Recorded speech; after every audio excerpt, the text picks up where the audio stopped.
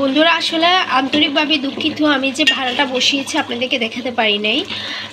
আসলে এটার জন্য দুঃখিত, কারণ আমার এক হাতে তো সব কিছু করতে হচ্ছে। এদিকে আবার গরুর মাংস লাউ দিয়ে চনার ডাল দিয়ে রান্না করতে হচ্ছে। ভাড়া তো পরিষ্কার করা কতটা কষ্ট আপনারা ভালো জানেন।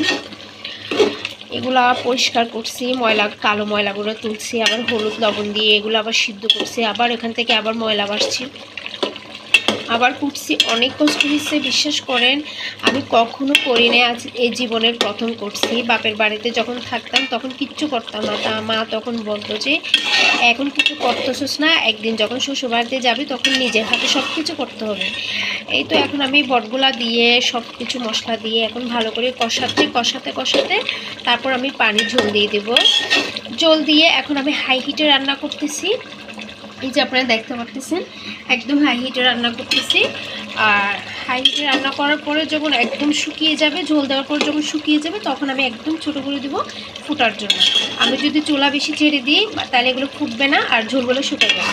এখন এগুলো হচ্ছে আমি মাত্র কষাচ্ছি, এখন দেবো ঝোলের পানি অ্যাড করে দেবো। 4.5 কেজি বট এখন মাত্র 1.5 কেজি হয়ে গেছে। দেখেন কত কষ্টের বিনিময়ে মাত্র একটু, যত কষ্ট হোক না কেন এটা খেতে কিন্তু মাশাআল্লাহ অনেক মজা। রান্না করতেছি আমি আজ প্রথমবার, আমি কখনো এইভাবে বট রান্না করি না, সাহস করে রান্না করতেছি। আম্মু রান্না করতে দেখতাম এভাবে, আমি আজকে রান্না বসিয়ে দিয়েছি। ইনশাআল্লাহ সুগ্রান যখন যাচ্ছি ইনশাআল্লাহ অবশ্যই মজা হবে। এই যে আমি এখন ঝোলের পানি অ্যাড করে দিয়েছি, এগুলো একদম শুকাতে একদম বসা হয়ে যাবে। যখন এটা গলে যাবে তখন আমি আবার পেঁয়াজ দিয়ে তেল দিয়ে এগুলো আবার বেড়ে নিব।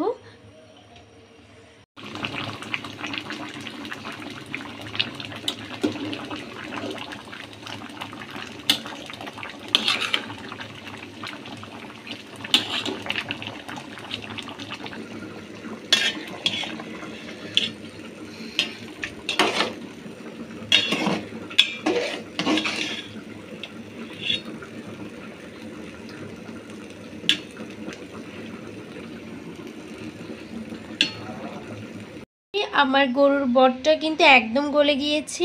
এখন আমি জাস্ট একটু সরিষার তেলে বেড়ে নিব।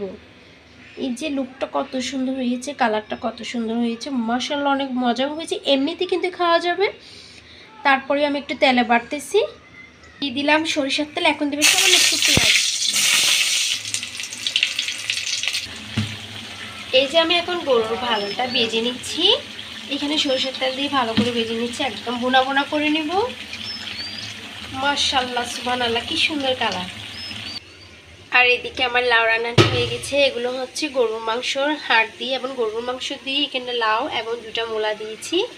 মাশাআল্লাহ অনেক সুন্দর কালার এসেছে। এটা হচ্ছে যে আমার গরুর ভাড়ালের গ্রেভিটা, এটা আমি লাস্টে দিয়ে দেবো বা এমনিতেই খাওয়া যাবে রুটি দিয়ে। আমি আরও কড়া করে ভাজবো। এগুলো কিন্তু টস করে একদম ফুটতেছে, তাই আমি ঢাকনা দিয়ে ঘুরে দিচ্ছি। সো আপনাদের থেকে কেমন লেগেছে আমার এই রান্নাটা আমাকে কিন্তু কমেন্ট বক্সে জানাবেন। আর ভালো থাকবেন, সুস্থ থাকবেন, আর আমাকে বেশি বেশি করে সাবস্ক্রাইব করবেন, আমার পাশে থাকবেন। আপনাদের সাপোর্টে আমাকে খুব উৎসাহ দেয়। আজ এই পর্যন্ত, আল্লাহ হাফেজ, আসসালামু আলাইকুম।